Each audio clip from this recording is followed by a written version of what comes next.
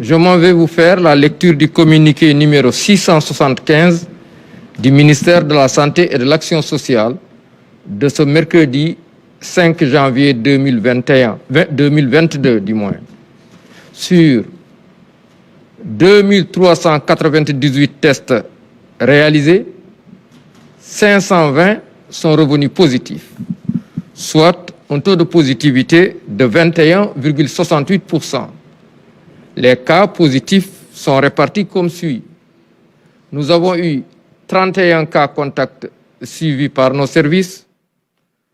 3 cas importés ont été enregistrés au niveau de l'aéroport international Blaise Diagne de Diass et 486 cas issus de la transmission communautaire ont été notés, dont 367 notifiés dans la région de Dakar et répartis dans les départements de Dakar, Pikine, Rufisque, Guédiawaye et Keur Massar.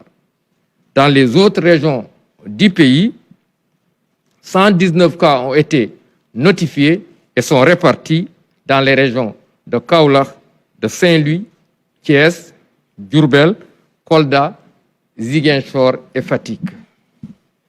Dans le bilan du jour toujours, il est à noter que 172 patients suivis dans les domiciles ou hospitalisés ont été contrôlés négatifs et déclarés guéris.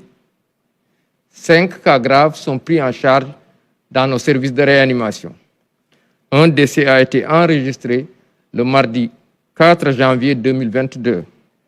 L'état de santé des autres patients suivis dans les domiciles hospitalisés est jugé stable. À ce jour, 76 753 cas ont été déclarés positifs, dont 73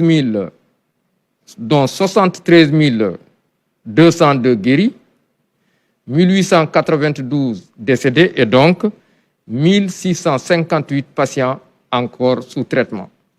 Le ministère de la Santé et de l'Action sociale présente ses condoléances à la famille éplorée et souhaite un prompt rétablissement aux patients encore retenus dans nos services et à ceux qui sont suivis également dans les domiciles.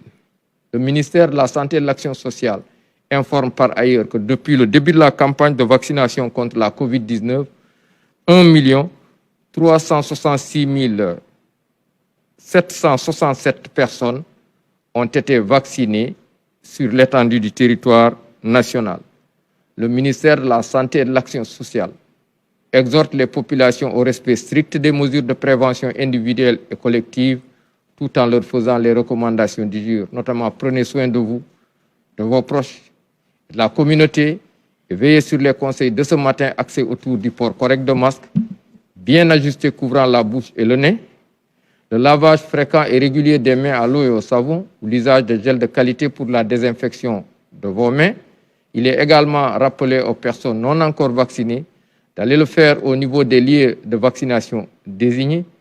Après avoir été vaccinés, de conserver soigneusement leur carte de vaccination.